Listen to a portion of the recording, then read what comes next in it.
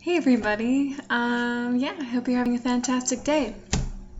Welcome back to the Money Manifestation Challenge.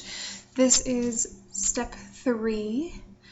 Yeah, and this one I really liked actually, and it was one that I was not necessarily anticipating that I would like so much. So this is good news if you're doing this one, because it can seem pretty daunting at first. So step 3 is root out and replace your limiting beliefs relative to money.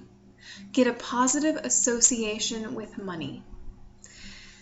And if you are curious about what this is, if you stumbled across this video or this is the first one you've watched of the Money Manifestation Challenge, just look at the info below. I'm going to give you some background and I will give you links to the previous ones and to my blog. I am blogging about this as well.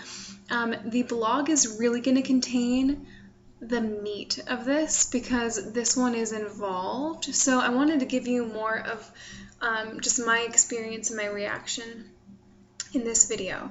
So when you are rooting out and replacing your limiting beliefs relative to money and then getting a positive association with money, that's just, I was like, whoa, dude, like that's really loaded. Like, how do I do that? Well, I'm very grateful that Teal has made a video called How to Change a Belief. So I actually went ahead and decided that I really wanted to root out that belief, like my old detrimental beliefs. And so instead of just in the past, what I've done when I was looking at negative money beliefs that were holding me back, I would make a big list out of all of my beliefs, my limiting beliefs. Then I would make another list where I basically just turn it around and I'd have the opposite be true. I'd have turn it into a beneficial belief. And that is part of this process too, so it's not a bad idea. It's on the way, but it is kind of glossing it over. I would do this and I'd be like, that's great that I want to feel that beneficial belief. I can even see how it is more beneficial to believe that. But what is so awesome about the process that she goes through with changing your belief is that you actually change it. Like, it's not just like, oh, well, I should feel this way. I should feel this beneficial belief, but I kind of don't believe it. Well, what you do is you go through this process of deconstructing your old beliefs and then building the new ones up. So you take the evidence that you had for those, and honestly, as soon as I started writing the evidence down, I was like, really? Like, this was my evidence for holding so, like, strongly to this belief? That was it? Because most of it is just adopting patterns. And I was actually really struggling to come up with evidence because I was like, there isn't evidence for this. Like, it's all really theoretical, because the big thing for me is that I have perpetuated systems in my life of me being a victim. I have never wanted a lot of responsibility. I've always wanted to be the person who you do not go to if you need to have something solved or you need something fixed. I never want to be defaulted to. I want to play dumb. I want to stay out of the spotlight. I have wanted to not have attention, which is why having this YouTube channel and blogging has been transformative for me, because I'm stepping out and I was putting it out there without even feeling like I had a lot to give. And it kind of just goes to show that taking action and just going for it, it's how you create your reality. I mean, how else do you create your reality other than by being creative? I had been a consumer, I had been an observer, I had been somebody who was always supporting others' realities, and I was never creating my own. And now I have a lot of compassion for myself when I can see that this was all rooted in keeping myself alive. I mean, these were the things that I was doing.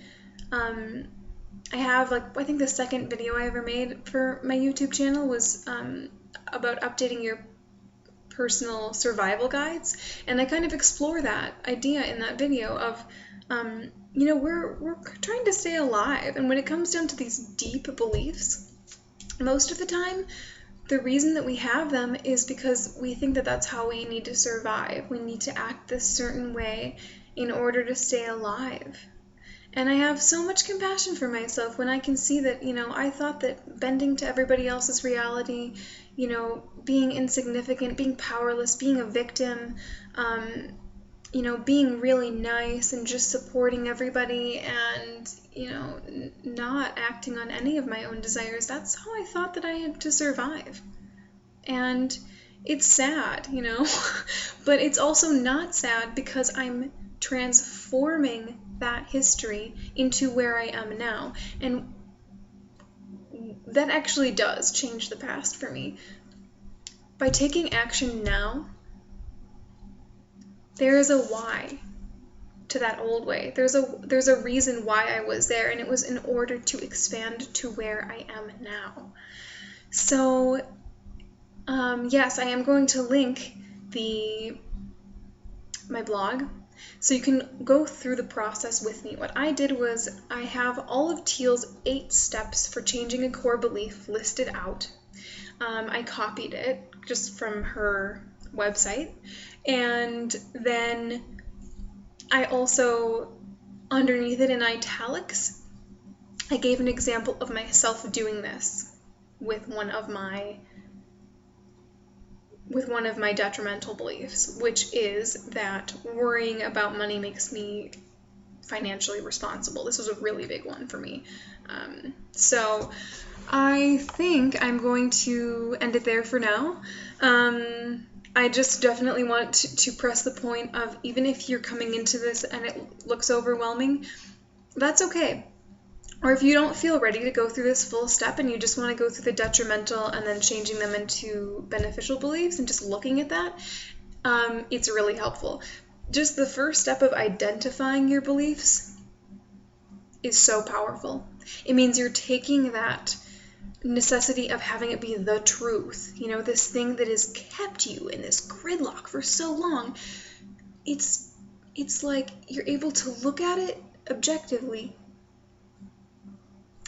and just kind of take your time with that. If this is the first time you've ever done this, you don't need to rush it. Take your time. But you know what? I really do recommend writing out your experience somehow, or making it a video, or sharing this kind of community, even if you're watching this way after I've made this video, because I have to say this is keeping me on track doing it this way. There were times when I was just looking at this and I was like, I don't want to do this, but the fact that I have committed myself to this